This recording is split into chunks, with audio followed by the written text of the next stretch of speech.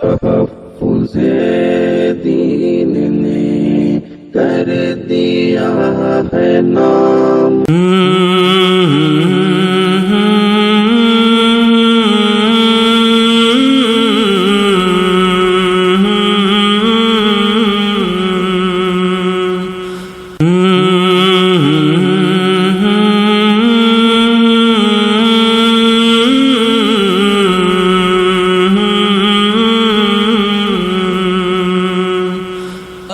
دوستوں اور بزرگوں، اس دور کے اندر نئے نئے انداز سے جو فتنے کھڑے ہو رہے ہیں، اس میں آپ کی مومنانہ فراست کا بہت بڑا دخل ہے۔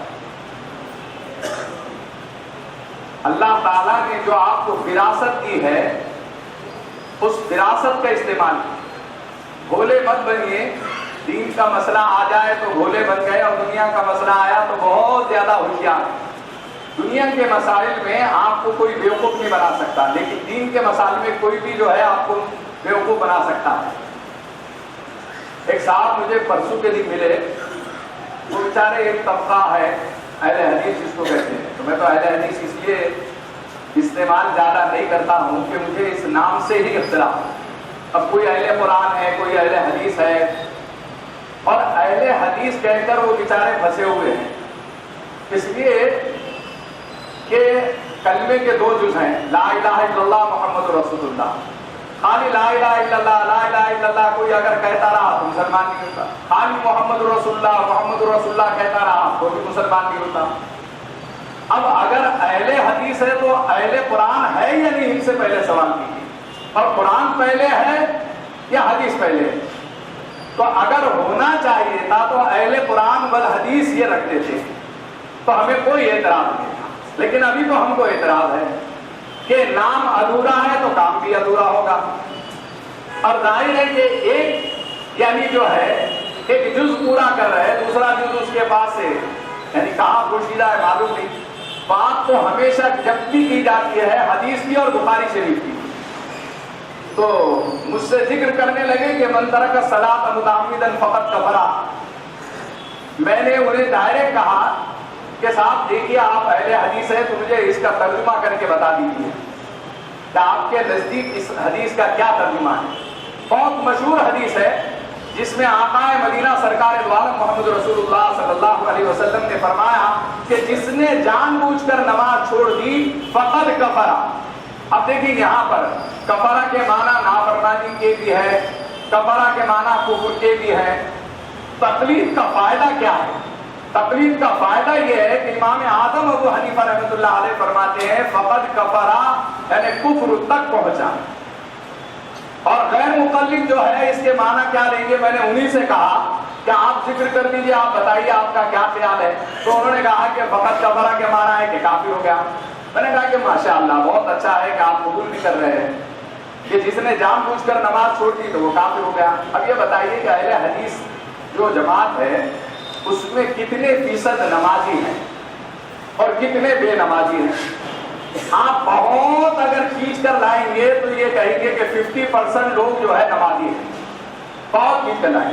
ہمارا سروے یہ ہے کہ امت مسلمہ کے اندر دعوت دین کا جو میدان بنایا گیا، ہمارے اسلاف اکابر اور بزرگان دین نے جو محنتیں کی، دعوت و تبلیغ کی لائن سے جو محنت چلی، مدارس کی لائن سے جو محنت چلی، خانقاہ کی لائنوں سے جو محنت چلی، آج پورے دنیا کے اندر سروے کرو مشکل سے آپ کو 10% مسلمان نمازی نظر آئے۔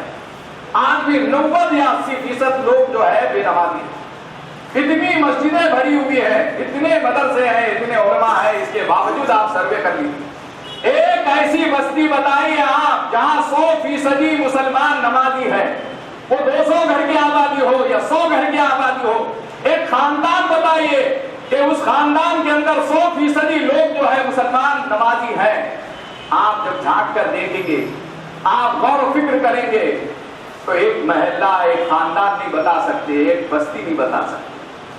تو میں نے ان سے کہا کہ آپ بہت کھینچ کر اگر لے جائیں گے تو اہل حدیث میں 50% لوگ آج بھی بے نمازی۔ چلیے نماز چھوٹ گئی تو آپ کے ترجمے کے لحاظ سے، آپ کے علماء کے ترجمے کے لحاظ سے وہ کیا ہوا؟ اس کی نماز چھوٹ گئی، بس آپ کے ظہر نماز نہیں پڑھی تو اب آپ کیا ہوگی؟ تو بولے کافر ہو گئے.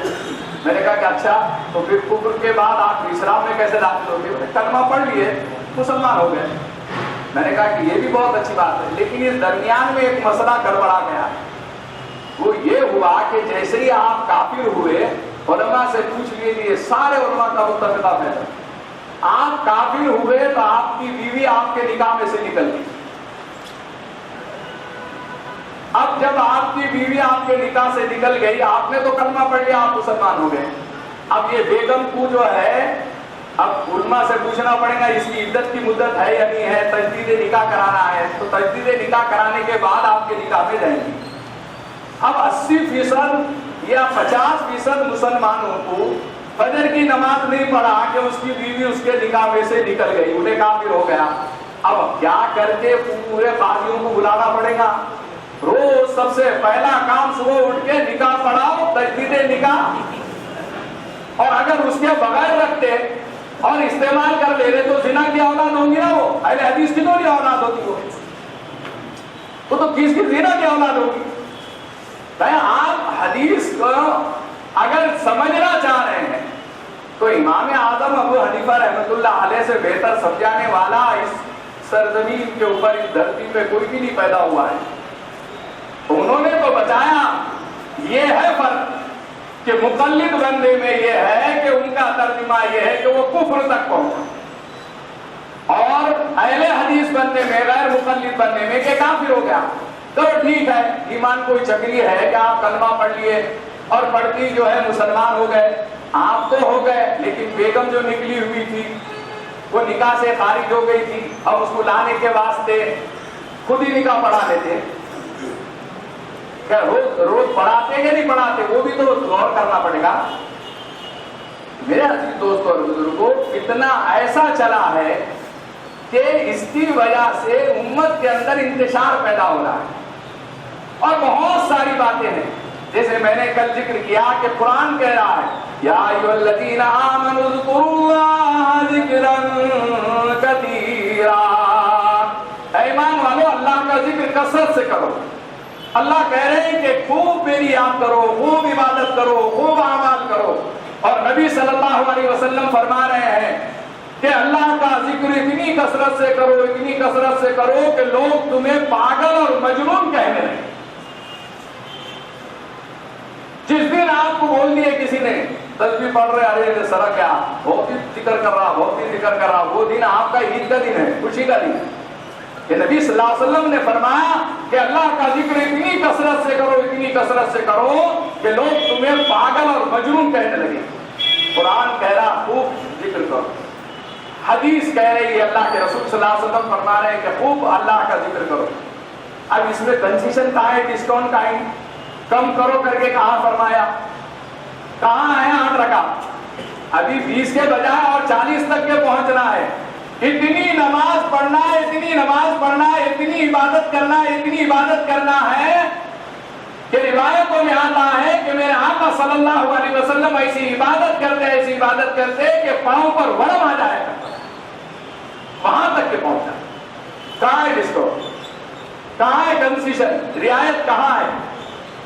اور رمضان مبارک کے اندر فرمایا کہ ایک نفلی کا ثواب فرض کے برابر اور ایک فرض کا ثواب 70 فرضوں کے برابر. یہ کیوں ترغیب دی گئی؟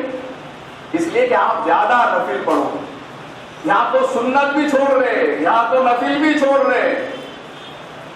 اور اگر 8 رکعت پڑھ کر باہر نکل جانا ہے ہو تو پورا قرآن تراویح میں سننا ایک سنت ہے، وہ سنت تو پوری نہیں ہو رہی. اس کی کیسے اہل حدیث ہو سکتا ہو جو سنت کا عاشق ہی نہیں ہے، سنت سے محبت ہی نہیں کرنا چاہتا، سنت کو سینے سے لگانا نہیں چاہتا، سنت کی اہمیت ہی نہیں، کیسے اہل حدیث ہو سکتا؟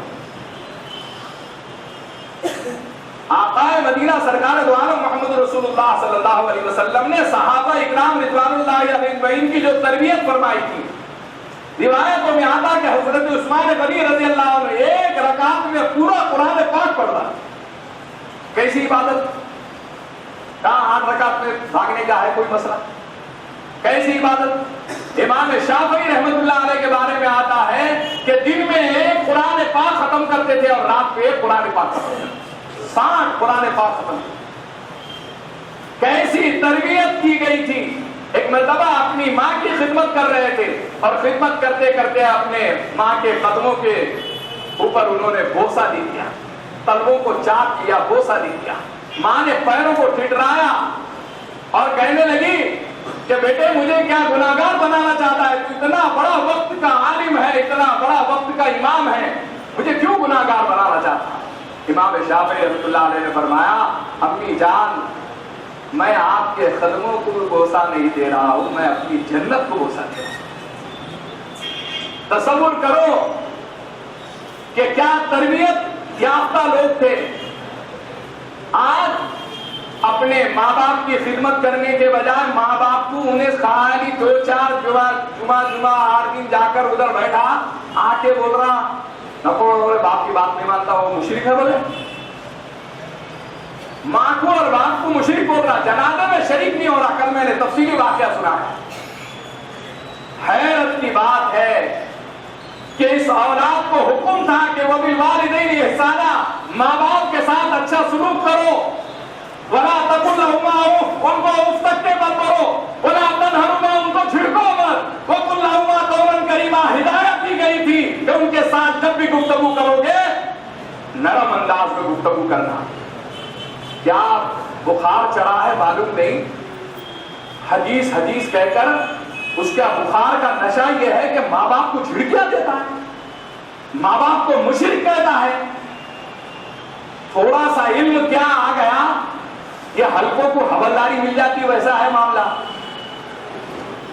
نشے میں ہے، نشے میں چور، ماں باپ کی کوئی ادب اور احترام نہیں۔ یہاں کوئی حدیث نہیں ملی ماں باپ کے ادب اور احترام کے لیے۔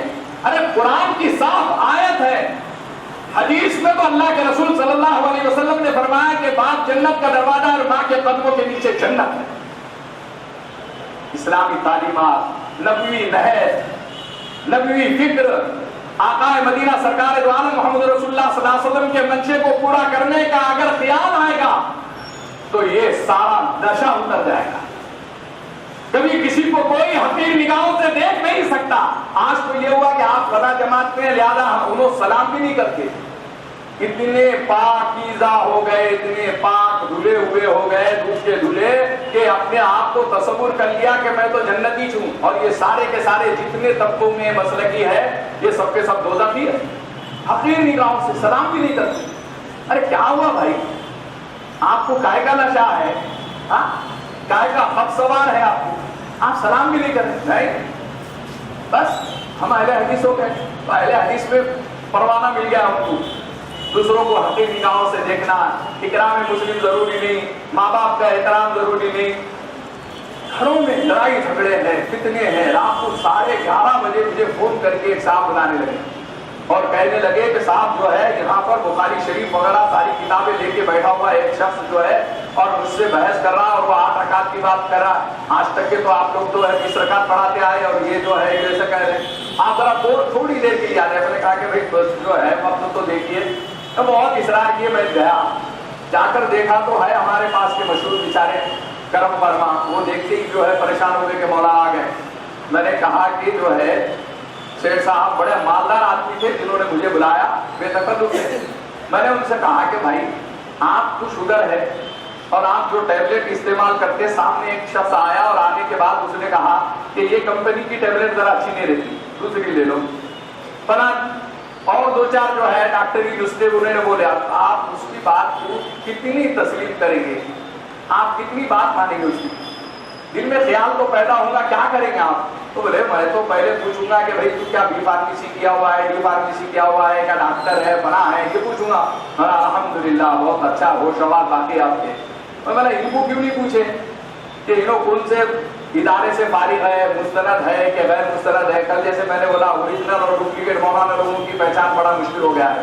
اگر دنیا میں جینا ہے تو کچھ پہچان پیدا کر، اگر دنیا میں جینا ہے تو کچھ پہچان پیدا کر۔ لباس فضر میں یہاں سینکڑوں رہزن بھی پھرتے ہیں، ڈاکو کا لباس پہن کر جو ہے، ڈاکو جو ہے لباس فضر پہن کر بھی آ سکتا ہے۔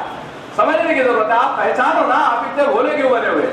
میں نے ان سے کہا کہ ماشاءاللہ آپ تو بہت اچھی بات کہے، میں نے کہا کہ ان سے پوچھنا تھا کہ یہ کون سی درسگاہ سے فارغ ہیں، مستند ہے یا غیر مستند ہے؟ میں نے بولا ان کے بارے میں مجھے معلوم ہے کہ یہ مدرسے میں 3 سال کا کورس کر کے پھر بھاگ گئے تھے، تو یہ بھگوڑے ہے۔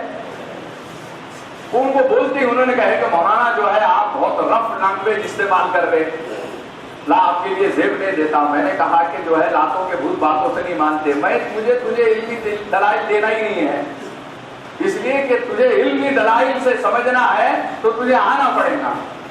آپ کے پاس کون سی ایسی سند ہے کہ جس کی وجہ سے آپ بات کرنے کے واسطے بیٹھے ہوئے ہیں؟ کیا یہ بخاری شریف کی خالی 2-4 جلدوں کو لا لینے سے، امپریشن مارنے سے کیا لوگ بیوقوف بن جائیں گے؟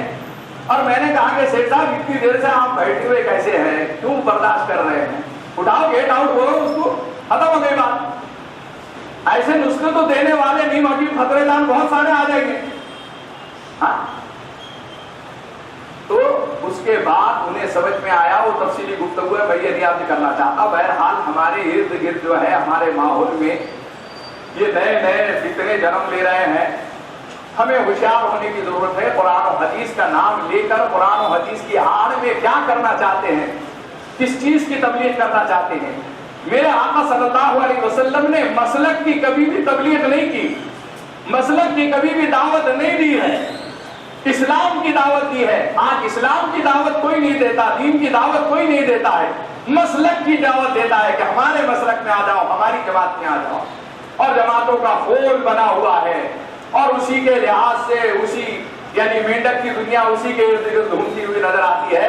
بہرحال بہت ساری باتیں مجھے عرض کرنا تھی، لیکن مولانا بہت لمبے سفر سے آئے ہوئے ہیں ہمارے درمیان میں، ہم تو کہتے ہی سنتے رہتے ہیں۔ اللہ جل شان مجھے آپ تمام کو عمل کی توفیق عطا فرمائے، اور جو کچھ کہا جائے سنا جائے اس پر عمل کی توفیق عطا فرمائے۔ آپ بالکل سکون سے اطمینان سے بیٹھے۔ حضرت مولانا حذیفہ قاسمی دامت برکاتہ میرے بہت اچھے رفیق محترم ہیں، بہترین یعنی خطیب ہے، بہترین مقرر ہے، اللہ تعالیٰ نے انہیں وہ صلاحیت عطا کی ہے، آپ دیکھیں گے محسوس کریں گے۔ بہرحال ایک پرسکون انداز میں بیٹھ کر ان کی باتوں کو سماعت فرمائیں۔ اب میں حضرت مولانا حذیفہ قاسمی سے درخواست کرتا ہوں کہ وہ تشریف لائیں اور جل اللہ